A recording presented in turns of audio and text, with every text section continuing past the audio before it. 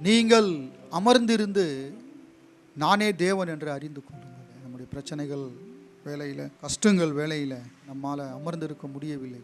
பதைக்காதீர்கள், கொஞ்சம் அமைதியாக இருங்க. அமைதியாக இருந்து நானே தேவன் என்று அறிந்து கொள்ளுங்கள். ஒரே வழி இயேசுதான். இயேசுதான் நம்மை அமைதிப்படுத்துகிறதான தேவனாக இருக்கிறார். தாவீதுடைய வாழ்க்கையில் சிறு வயது தொடங்கி அவன் மரிக்கிற காலம் வரைக்கும் இவ்வளோ பிரச்சனைகள் அவனுக்கு. சிறு வயது முதலே அவனுக்கு பிரச்சனைகள். 42ஆம் சங்கீதத்தை வாசிக்கும்போது 5ஆம் வசனத்தில் வாசிக்கிறோம், அவனை பார்த்து அவனே பேசுகிறான். என் ஆத்துமாவே நீ ஏன் கலங்குகிறாய், ஏன் தியங்குகிறாய், தேவனை நோக்கி காத்திரு.